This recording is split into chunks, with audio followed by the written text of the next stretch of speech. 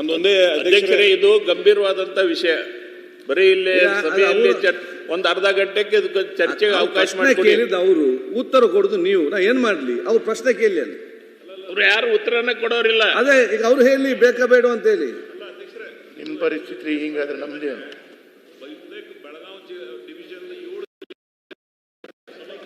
Mic Belagavi division 7 ಜಿಲ್ಲೆಗಳನ್ನ ಸಂಬಂಧಪಟ್ಟಿರ್ತಕ್ಕಂಥ ಒಂದು ವಿಷಯ ಇದು. ಓಕೆ, ಈಗ ಏನಾಗ್ಬಿಟ್ಟಿದೆ, ನಾವೇ ನಮ್ಮ ಪಕ್ಕಕ್ಕೆ ಗುಲ್ಬರ್ಗ ಆರ್ಟಿಕಲ್ 371 ಪ್ರಕಾರ ಬಹಳ ಅನುಕೂಲಗಳಾಗ್ತಾ ಇವೆ.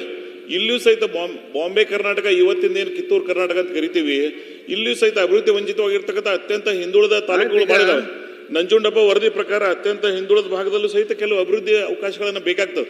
ಸೊ ನಾವು ಉತ್ತರ ಕರ್ನಾಟಕದ ಮೇಲೆ ಚರ್ಚೆಯನ್ನು ಮಾಡ್ತಾ ಇದೀವಿ ಬೆಳಗಾವಿ ಅಧಿವೇಶನದಲ್ಲಿ.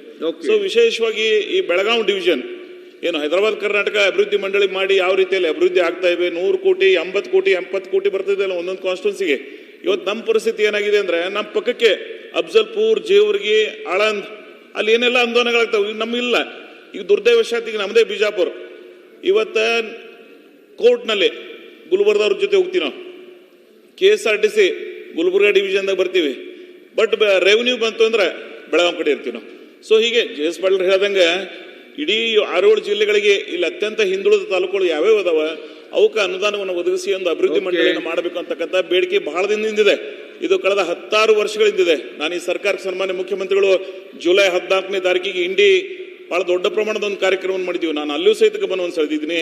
ಇವತ್ತು ತಮ್ಮ ಮುಖಾಂತರ ನನ್ನ ಸರ್ಕಾರಕ್ಕೆ ಮನವಿ ಮಾಡ್ಕೋತೀನೋ, ಈ ಪ್ರದೇಶಕ್ಕೆ ತಾವೇನು ಉತ್ತರ ಕರ್ನಾಟಕಕ್ಕೆ ಚಿಂತನೆ ಇಟ್ಕೊಂಡು ಇವತ್ತು ವಿಧಾನಸಭೆಯನ್ನು ನಡೆಸ್ತಾ ಇದ್ದೀರಿ, ಈ ಜನರಿಗೆ ಒಂದು ಅಭಿವೃದ್ಧಿ ಆಗ್ಲಿಕ್ಕೆ ಅನುಕೂಲ ಆಗ್ಲಿಕ್ಕೆ ಒಂದು ಅವಕಾಶ ಮಾಡಿಕೊಟ್ರಿ ಅಂದ್ರೆ ಒಂದು ಐತಿಹಾಸಿಕ ನಿರ್ಣಯ ಆಗ್ತದೆ. ಇವತ್ತು ಅಪರ್ ಕೃಷ್ಣ ಪ್ರಾಜೆಕ್ಟ್ ನಮ್ಮ ಸರ್ಕಾರಕ್ಕೆ ಅಭಿನಂದನೆ ಸಲ್ಲಿಸ್ತೀವಿ. ನಾವು ಬಹಳ ದೊಡ್ಡ ಪ್ರಮಾಣದ ಸಹಾಯವನ್ನು ಮಾಡ್ತಾ ಇದ್ದಾರೆ ಮುಳುಗಡೆ ಪ್ರದೇಶದ ರೈತರಿಗೆ. ಸೊ ಇಂಥದೇ ಒಂದು ಯೋಜನೆ ನೀವು ಮಾಡಿಕೊಟ್ಟಿದ್ದೆ ಆದ್ರೆ ನಮ್ಮ ಸರ್ಕಾರಕ್ಕೆ ಒಳ್ಳೆ ಹೆಸರು ಬರ್ತದೆ. ಉತ್ತರ ಕರ್ನಾಟಕಕ್ಕೆ ಇವತ್ತು ಏನು ಸದನ ನಡೆಸ್ತಾ ಇದ್ದೀವಿ, ತಾವು ಈ ಸಲ ಮೊದಲನೇ ಆದ್ಯತೆ ಕೊಟ್ಟು ನಾವು ಅವಕಾಶ ಮಾಡಿಕೊಟ್ಟಿದ್ರಿ, ಅದಕ್ಕೊಂದು ವಿಶೇಷವಾದಂತ ಗೌರವ ಬರ್ತದೆ. ಇದನ್ನ ಅರ್ಧ ಗಂಟೆಗೆ ನೀವು ಚರ್ಚೆಗೆ ಹಾಕೋಬೇಕು. ಹೋದ ಸಲ ನಾವು ಇದನ್ನ ಹೇಳಿ ಅರ್ಧ ಗಂಟೆಗೆ ಚರ್ಚೆಗೆ ಹಾಕಿದೀವಿ, ಆದ್ರೆ ಅದಕ್ಕೆ ರೀಚ್ ಆಗ್ಲಿಲ್ಲ. ಅದಕ್ಕೆ ಈ ಸಲ ರೀಚ್ ಆಗುವಂಗ ಒಂದು ಅರ್ಧ ಗಂಟೆಗೆ ಅವಕಾಶ ಮಾಡಿಕೊಡಿ ಅಂತ ಹೇಳಿ ತಮ್ಮಲ್ಲಿ ನಾನು ಮನವಿ ಮಾಡ್ಕೋತೀನಿ. ಉಮನಾಥ್ ಕೋಟ್ಯಾನ್.